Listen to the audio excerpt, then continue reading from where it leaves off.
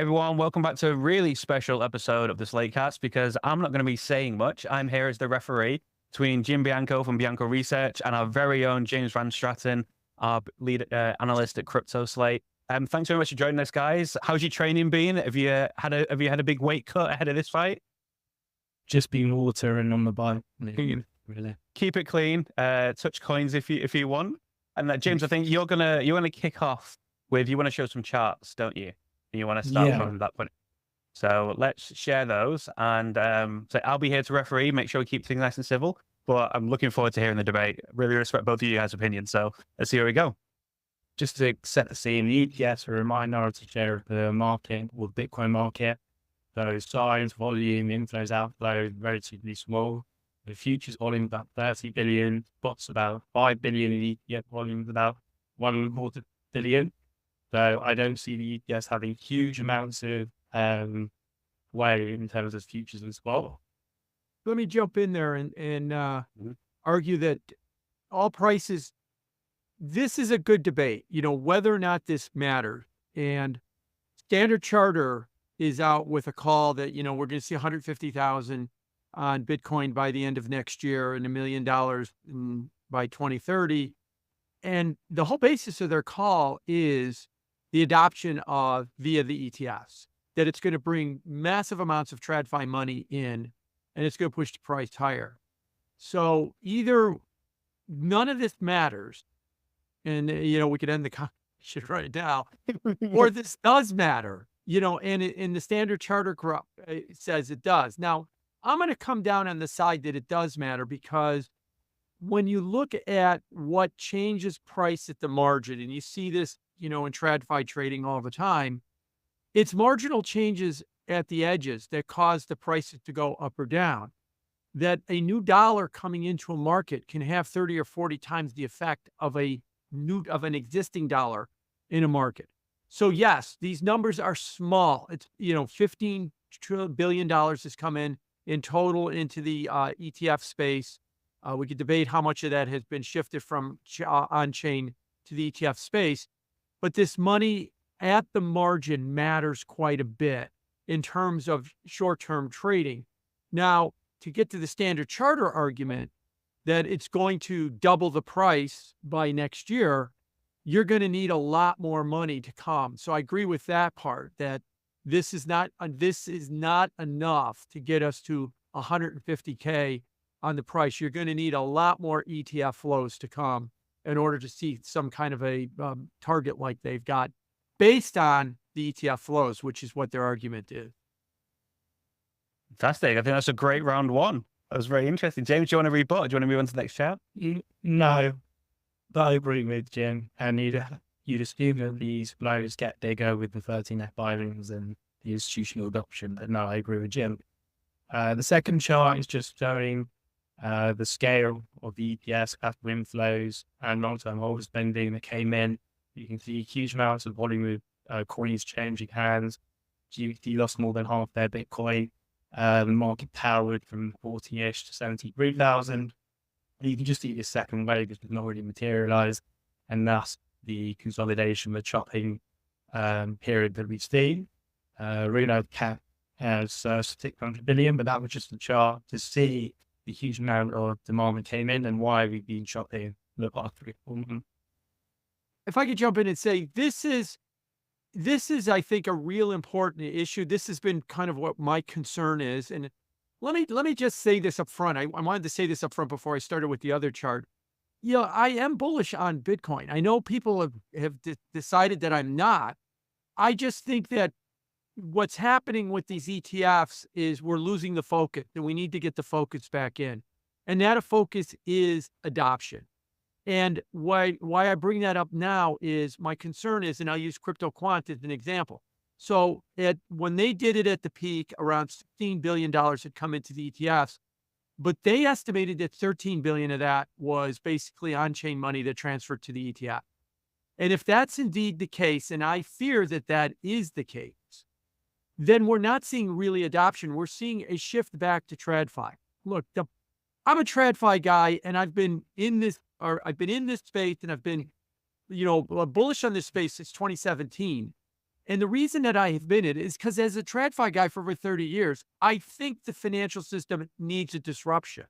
It needs to change. It has a lot of problems right now, the least of which is the inflation rate of the dollar. That is a problem, but there's a lot more to it. We need a whole ecosystem around digital currency. If we're going to say to everybody, no, you don't need to bother with cold storage. You don't need to bother with, holding on chain. You don't need to bother with self-custody. You could just go buy Larry Fink's magic ETF and wait for the price to go to $1 million. We're not going to get there. We need people to start to realize that this is an alternative and want to seek that alternative as opposed to trying to play it, in the regulated system with a receipt on it on the New York Stock Exchange known as an ETF. That's what my concern has been about this all the time, is that we're not seeing adoption. In fact, we might be seeing the opposite. We're dragging money back into the TradFi system. And that's why I refer to them as retail degen, because so much of this money is not really looking at, adopting a new financial system, as opposed to, oh, it's just more convenient to trade these things on an ETF as opposed to trading them on chain. And that's what my biggest concern is about what's happening with these ETFs. The product itself is fine.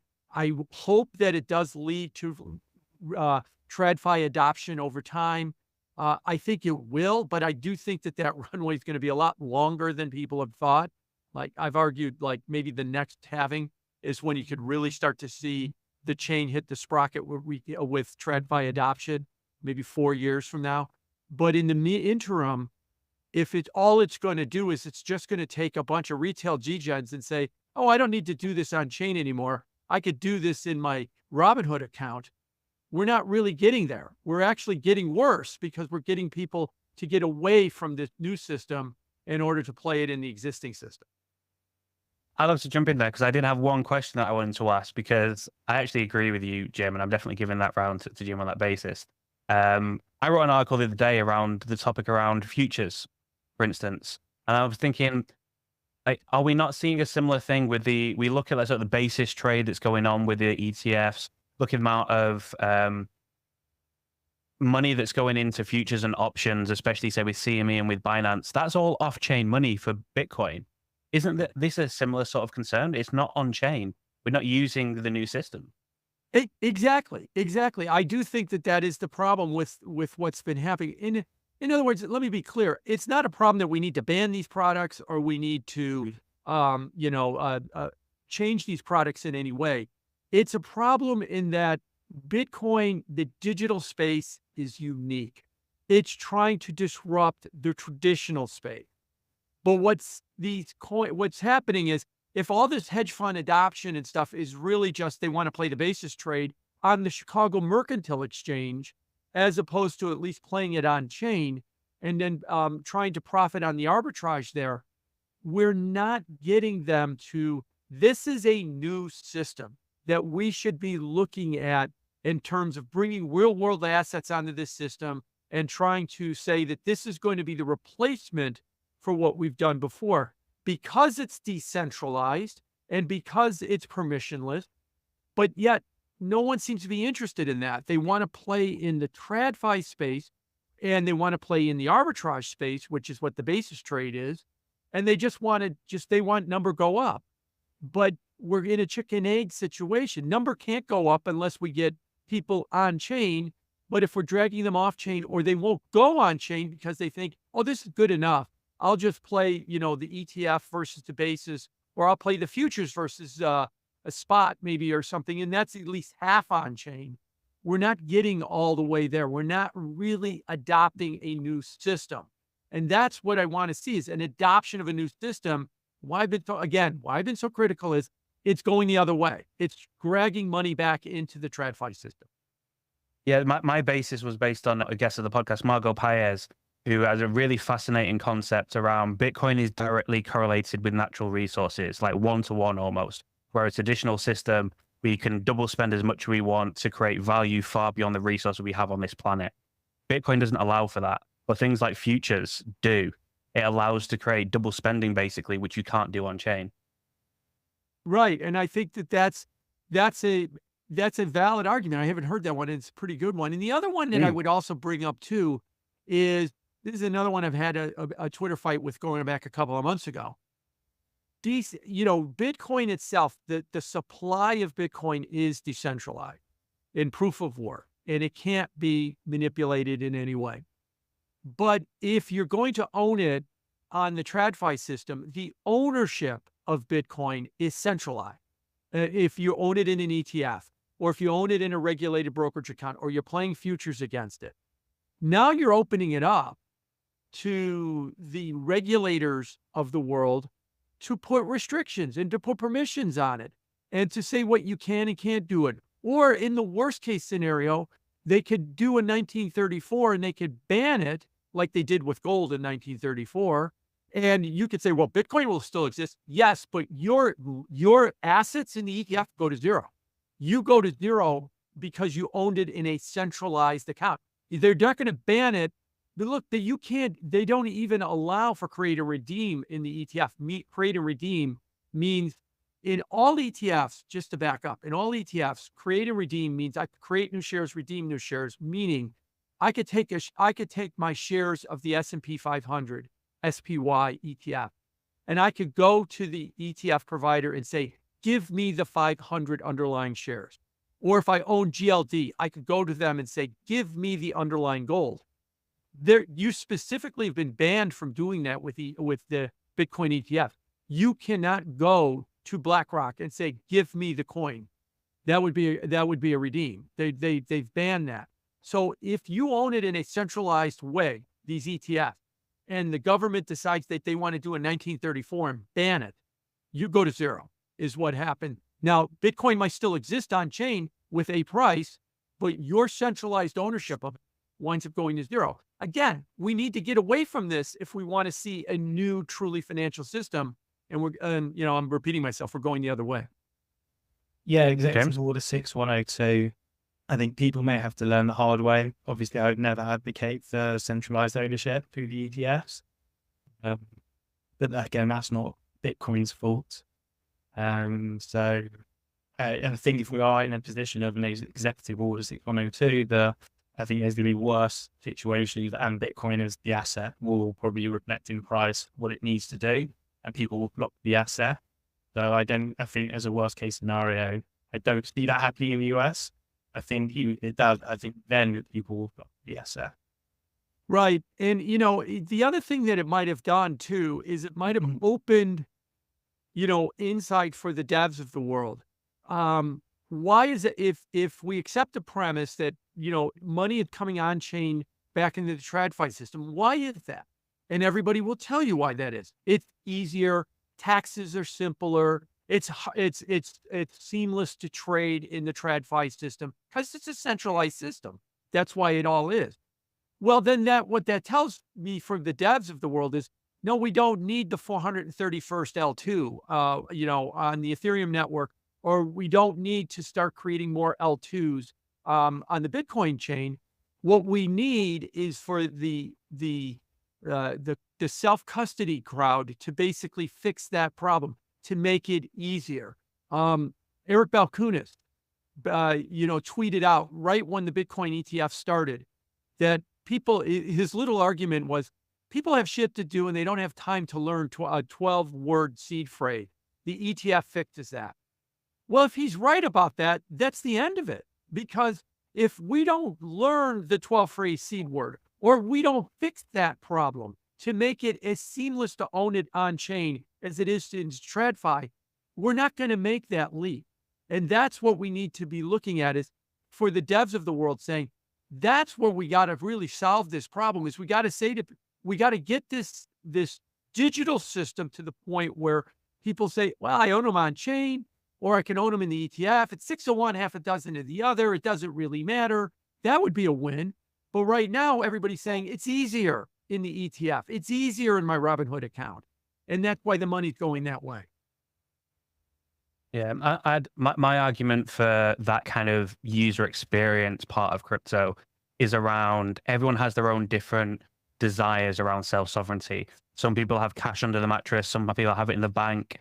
Some people have it spread out across real estate. I think with Bitcoin and with crypto in general, and we're starting to see this now, we need different levels of custody. We need a level, and ideally, I think it's a level of custody that allows for, if you don't want the stress of having it fully non-custodial, being able to have someone custody it for a while, but removing the risk of centralization from it and removing the risk that you say someone could just ban it, have it so you can easily bring it back into non-custodial quickly. And there are, especially in the EVM space, there are, and I've worked with one Into that does exactly this, where there's ways we can have hybrid sort of custody where it's easy to seamless between the two.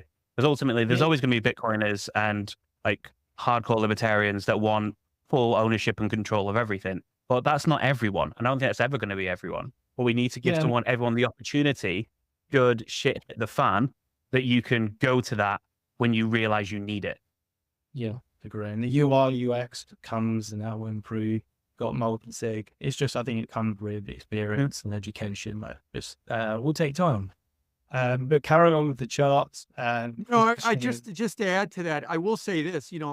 I really came into this space in 2017, and I know that the argument is the UI UX right now is so much better than it was 7 years ago. It was freaking difficult to do anything 7 years ago, so it is a world of it's got world better.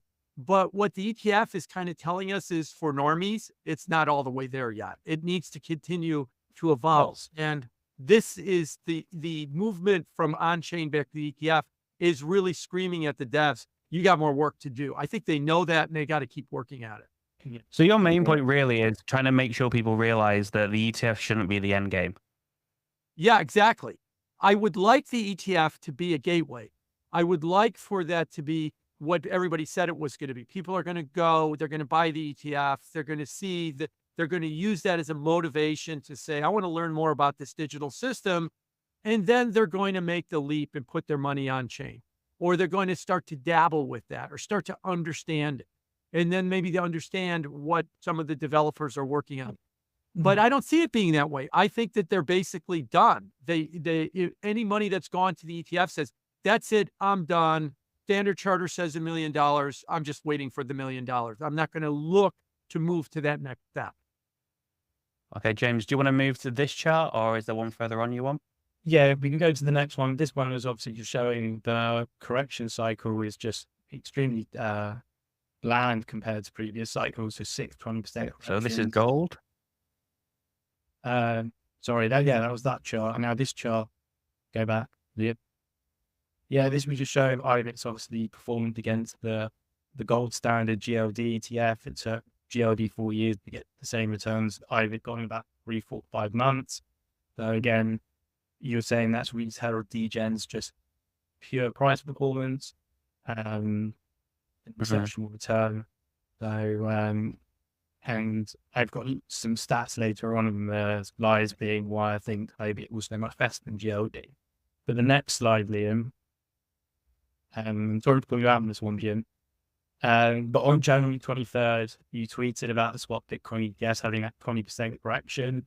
And if you were inspired with Triple Q, you should be gloating, you're dancing on our grave. And you said, how long would it take for the 49K to come back? It took 1 month for 49K to come back. We haven't been 49K since. So my question to you would be, what would be marking the bottom? Thank you for your service there. But what would change your minds in terms of every good analyst or trader should ask them positioning, or once we get a few more sponsors in the upcoming 13F filing, what do you actually want to see moving forward? Right. I mean, what would change my mind is if we start to see more of the 13F filings coming through, that it seems to be more diamond-handed holders, more like the state of Wisconsin, or, more Was like that a shock to you? No, the state of Wisconsin, no, is not a shock to me. I know the state of Wisconsin, and I know their investment committee a little bit. There are two things about them. And I tweeted about this too, and people misunderstood that tweet. They're a fully funded pension plan. In other words, they're not a pension plan a public pension plan that's in trouble. And so therefore they can have kind of a more forward, eclectic viewpoint of the world. Contrast that with where I live in Chicago, which is the state of Illinois, which is a horribly underfunded pension plan. Horribly underfunded pension plan. All they worry about is meeting next year's obligation. So they don't have time, or they don't have the ability to think ahead about a new asset class. And maybe we should invest in this and try to learn a new asset class. No, I've got pensioners I've got to send checks to next year. And I got to make sure that my returns are next year. That's why, in other words, my tweet was about how badly managed the pension system is, in that there's only a handful of them, like the state of Wisconsin, that can play in. And I know everybody says, well, look at all the money in pension plans. Yeah, well, most of them are poorly managed, and they don't have that ability to go and do what the state of Wisconsin is doing. So no, it didn't surprise me in the bit. But to your point, if we do see more real adoption of 13F, if we see that the movement from on-chain to off-chain slows down, and that what we're doing is we're getting a real new net movement of money into this space via the ETF, then I would say, look, it's doing what everybody wanted it to do, was bring a bunch of normies, be the gateway to bring normies into the market. But I think the amount of normies it's bringing into the market is a very, very small number. And to that tweet, you're right. There's perfectly timed at the bottom. I am a professional. Do not attempt to do this at home. What I've been tweeting about in the last couple of days is that if you did a rolling tally of all of the money that's come into the ETFs, its average purchase price is around 60,500, and we're around 61,000 and change. So we're sitting at around 3 to 5%, profit for the average holder. Now, there's people that have got profit than people that are underwater. This is another reason for normies to kind of sit on their hands. Well, there's no FOMO here because, what have I missed? It's kind of where it would have been if I would have bought it 3 months ago, or it's, and it really isn't FOMOing me in any way in this market. And it's another reason for them to kind of keep watching and doing nothing with it right now. And so that just doesn't mean the adoption will never come. It just lengthens it out, and it makes it harder or longer for people to eventually get to that point. Just on that cost basis, I've got the image added in the later slides, but the cost basis on June 7th of those ETF buys that I have, Glassly data was on June 7th was 57,600, and it's now 58,000, meaning their realized price has actually gone higher, and they've actually continued to buy the dip. That's how I would infer the data. We got 58,500. Again, BlackRock, we noted to see one outflow since launch, and that was on May 1st with the local bottom. So again, are you seeing retail BJs across separately from BlackRock? And then the other issue is because BlackRock, you've not seen any outflows. In fact, they've actually seen out inflows during this 20% correction. Yeah, BlackRock is kind of the standard here on this one. You're right. They're the only one that hasn't seen any outflows, except for one day. And that was, you're right, that May 1st low. 35 million, nothing. Yeah, exactly. And that's a very small number. And they've recently, in terms of assets, they recently passed Grayscale too, in terms of assets. Yeah. Although Grayscale now, since it's fired the president, or the president's leaving, I should say. I don't know if he's really been fired as much as that he's leaving. Because just as a quick tangent, I don't understand Grayscale's business plan there. They spent all that money to sue the SEC, to get an ETF, to then keep their fee at 150 basis points, to watch their asset leave for their competitors. Now, I know that they're still making more money than BlackRock because they've got a fee that's 5x larger than BlackRock, but that's not a good business plan, what they've got there. And by the way, that does show you too that the power of an ETF, Eric Alcunis wrote a great book about ETFs, and he had a chapter in it called The Power of One. And the Power of One was about how insanely competitive the ETF space is over fee. You cut your fee 1 basis point below the next competitor, and all the money flows to you, and your competitor loses all of his money. It's like a petrol station that has a gas 1 cent lower than the one across the street. Everybody makes the left turn and goes over there, even though you might rationally say, look, a 20-gallon tank, it's 20 cents more. Why am I bothering trying to make this left-hand turn through traffic? Because we're just all hardwired that way, is what the way it is. And so the the grayscale thing was a mistake. Now, BlackRock, I think, has become kind of, the home of a lot of that, what I call the retail degens. The rest of the universe, except for grayscale, the Fidelities and the rest of them, I think would be, if you saw the assets really swell with those, I think that would probably show more adoption is coming in, because I think what they're really getting is they're really positioning themselves towards the wealth managers and towards the normies to kind of dip their toes in the water, where BlackRock is really where all of the high-speed trading is going on. That's my take on it. Maybe I'm wrong on it. No, I can agree with you on some of that. I had just a couple of questions for you, Jim. So BlackRock's IVIT saw, I think, 440 institutional buyers in the latest 13F filings. Do you know how many institutions adopted GLD in the first quarter of 2004, 2005 in comparison? No, I don't. But I'm sure it was a fairly small number, because with the ETFs, these spot ETFs have broken all the records, right? Yeah, it was 115. And then do you know how much the average ETF has in terms of reported holders in the first 4 months? The average ETF would be, no, I don't. What is the number? Right.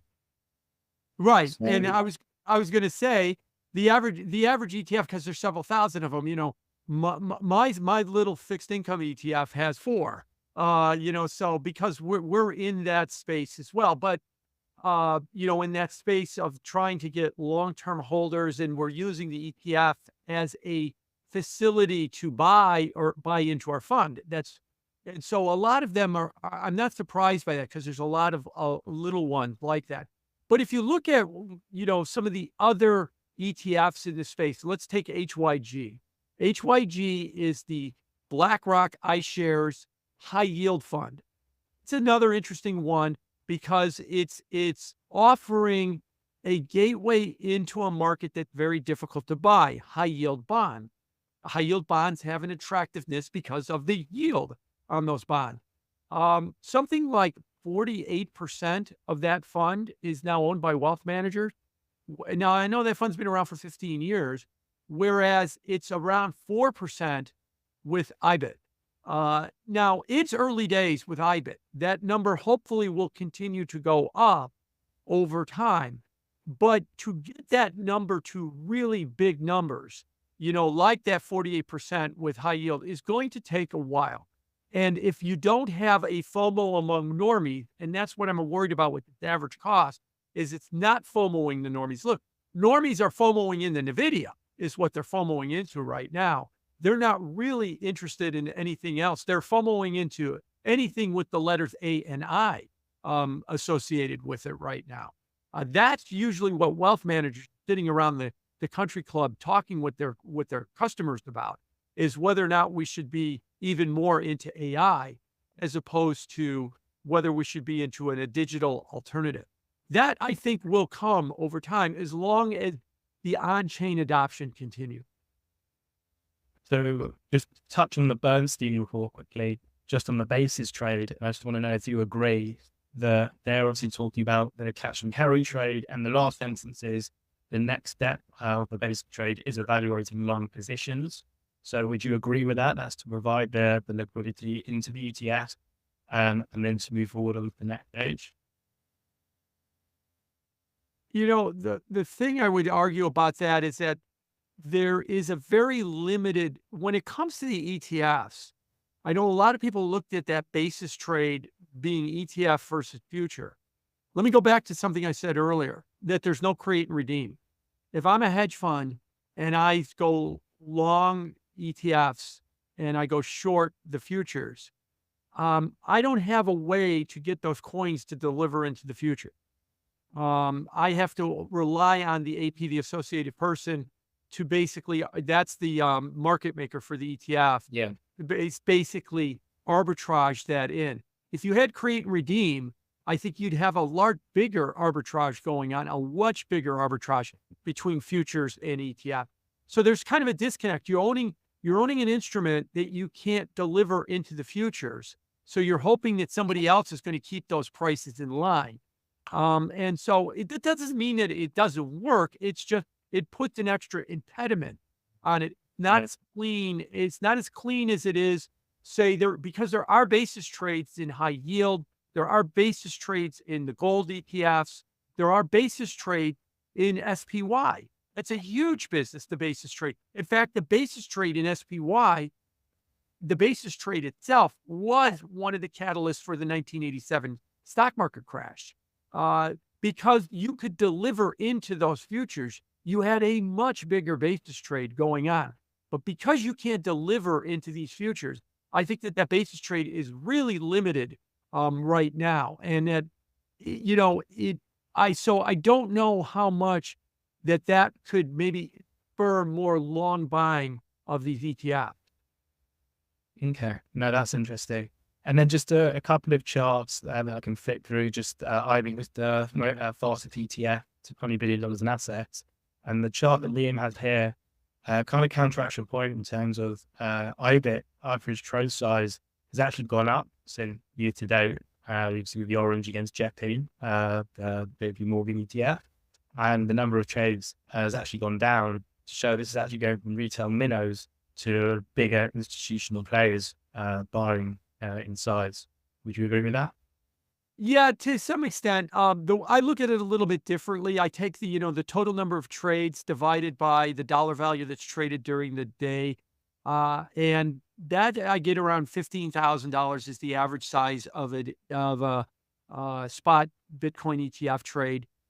Compare that to about 60,000 for GLD or 180 for SPY. So it's like 1/10 the size. So that does show you it's smaller players in the market. Now, smaller players, there's nothing wrong with smaller players buying in this market. But what it does suggest by being smaller players is it's not wealth manager. Wealth managers, the reason you go to keep in mind too, when people talk about adoption among wealth managers, let me make a quick comment about that. Two things. One, why do you go to a wealth manager? Well, the first reason you go to a wealth manager, you have some wealth. You actually have money is what you use. So if wealth managers are buying, you're going to get much bigger trade than $15,000. Yeah. Second thing is, what is the wealth manager's first, second, and third mandate? I'm wealthy. I put my money with a wealth manager. Do not lose it. Do not make me less wealthy is what capital preservation is the fancy word that they use. In other words, I would argue that capital preservation means do not fuck it up. Is basically what they want to do. And so that's why when it comes to wealth managers, well, everybody should be putting, some portion of their money into an ETF. I mean, it's Bitcoin ETF. If everybody put 2% of their money in, the price will go to $500,000. Look, I've heard that argument for 30 years with gold. Everybody should put 2% or 5% of their money in gold, and it never, ever materialized. The reason it doesn't is that wealth preservation argument. I put 2 or 3% of your money into the ETF, and you had a drawdown chart before, and Bitcoin does another one of their 70 or 80% drawdown. And yeah, it'll bounce back to a new high, but that's just another reason for the rich guy at the country club to look at me and go, man, I don't know about you. You put 2% of my money in and it went to zero. Now it's not changing my lifestyle, but it's shaking my confidence in you as my wealth manager.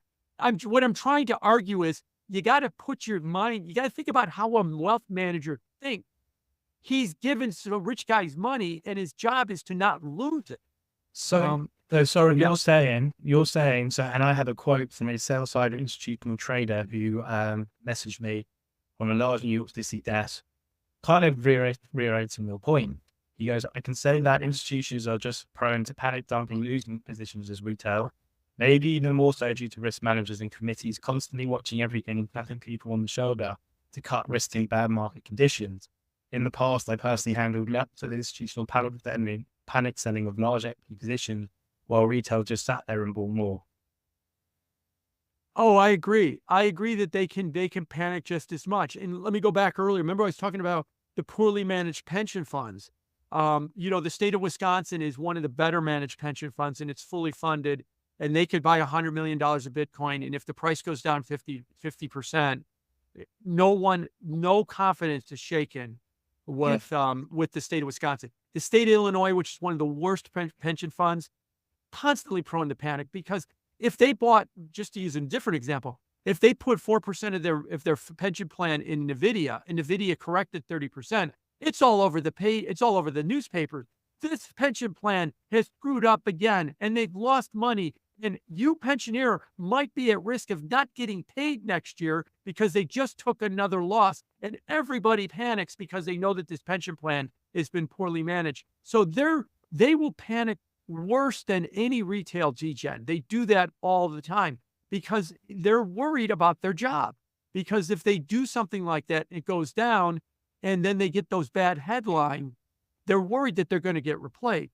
State of Wisconsin has got such a stellar reputation. No one worries if that happens because the pension plan is in such a good financial position. I wish there were more pension plans like that. There's only, of the 50 states in the U.S., maybe 8 of them are kind of in the position that state of Wisconsin is in. Well, too many of them, like New Jersey and Kentucky and Illinois, are just a mess. And, they're not going to be coming anytime soon. And they choose some kind of new alternative.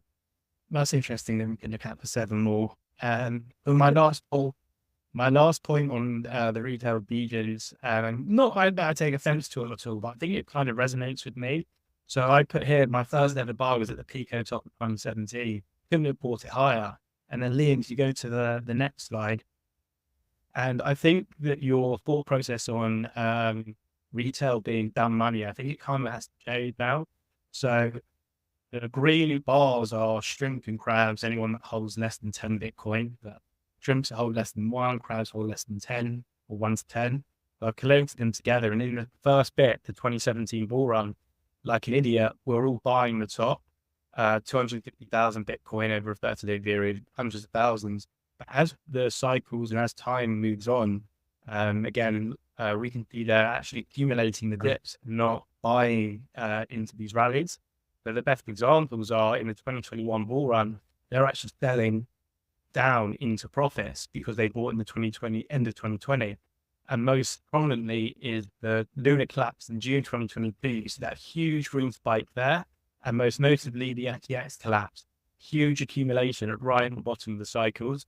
They also sold into the all-time high in March and are now accumulating now. So my journey, and I can see the journey of the retail, is going from dumb money to smart money.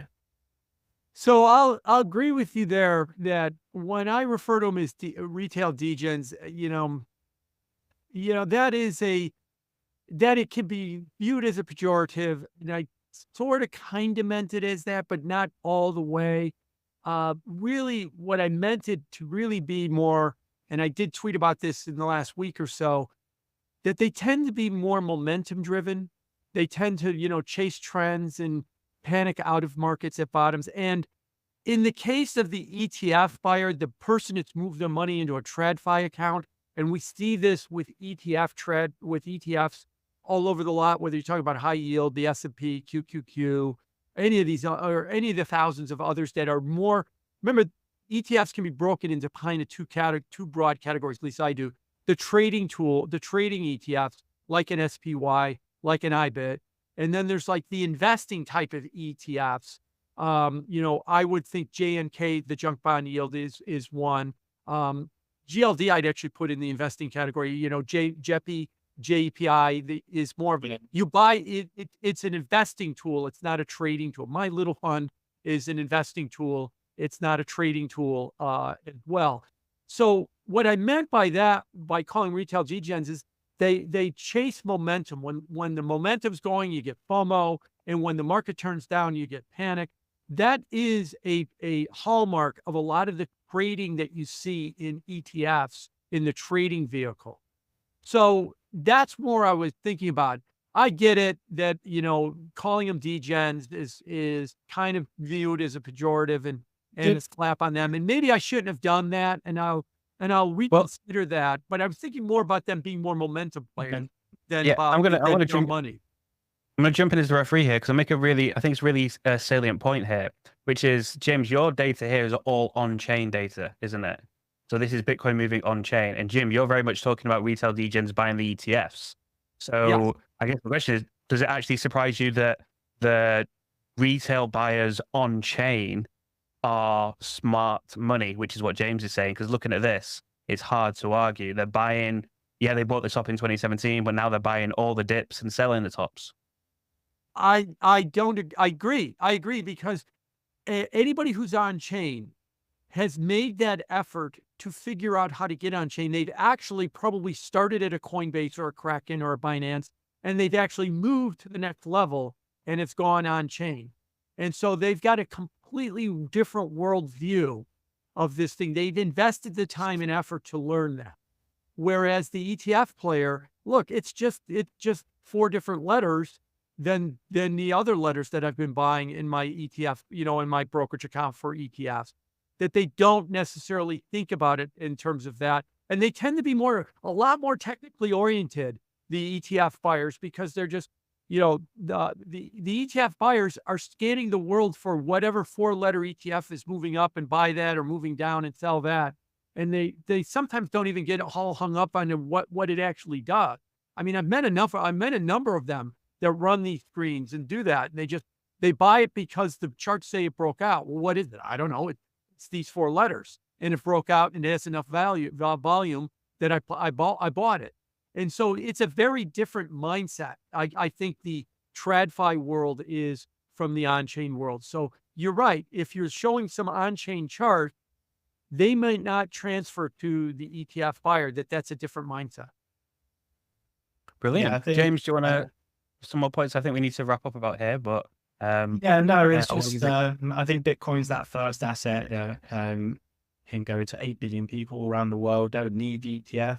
I think Bitcoin has to become the store of value first, and then maybe become that medium of exchange, and you may see that in terms of on-chain adoption. So it is a learning process. I think people that are buying ETF, like Liam said, I think they'll have a sensitive ETFs, sensitive cold for it, and I think it just becomes the adoption and the experience of using multi-sig, the real learning curve. And Bitcoin's the most successful asset in the past 15 years. You've still got people that have been eaten by the ETF. So this is going to take a while. But at the moment, I'm not really seeing that capitulation level. Even when we went to 58,500, the realized losses were only around $600 million. And that's nothing at the ETF, Black or Luna. And the majority of those sales were whales. So I think these momentum buyers maybe let them wait to see if one does credit below 6,000 on your thesis. But I'm believing they're a lot stronger than you give them credit for. We'll see. And you're right that they might be. I agree with everything you've said about, as I said at the beginning, as a guy in the TradFi space for 30 years, I think that it's ripe for disruption. In a lot of ways, it probably needs disruption. Yeah. I would just add to what you said. I think that the eventual adoption is going to come, and I've been saying this for many years, it's going to come from the rest of the world. It's going to, because the US, Europe, is the apex predator in the financial system. They've got the rule of law. They've got the reserve currency the US does. We've got the banks and the brokerage firms and the regulated stock exchanges that no one else in the world away from the developed world has, and they can't really get there. So if you look at the Middle East, and if you look at Latin America, if you look at Southern Asia, there's billions of people there. And they could probably be the driving force of where they're going. And they all have mobile phones, and they all are learning technology, and they could be the driving force of creating that adoption and creating those tools that they could use to use Bitcoin as a medium of exchange, or use any digital currency as a medium of exchange in a permissionless form. Their governments can't steal it from them, can't be taken away. They can't be ruled on them, permissioned on them. And I think it's going to come from there. And I think that the second to last place it's going to hit is the UK, and the last place it's going to hit is the US. Because there's a lot of rich people in the UK and the US that became rich because of the current system, and they've got a vested interest in it not going away. But, if you ask people in the Middle East, if you ask people in Latin America, they have no vested interest in that current system and are very happy in trying to, explore alternative. Yeah, Liam and I are both based in the UK, and we obviously can't access the ETFs, so by de facto we have to buy spot Bitcoin. Right. I recently looked through the App Store across the world in different countries. We wrote an article about it on CryptoSlate. Nigeria, in the top 100 apps in the Apple App Store, I counted over 20 crypto apps. When you look in the Western world, Europe, UK, the US, at most there was one. And as far as Nigeria goes, I actually think you could correct me on this. Isn't technically Bitcoin banned in Nigeria too? And it's still getting a massive adoption.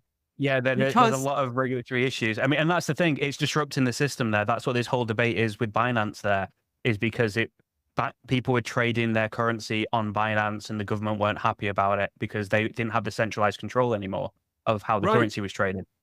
Right. And I know that after the U.S. pulled out of Afghanistan, that, what happened too was their monetary system collapsed and they did turn to Bitcoin and they did turn to digital currency because they had no other choice.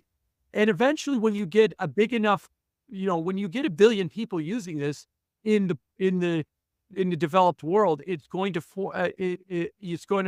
in the developing world, it's going to force the developed world to stand up and start to adopt it as well too.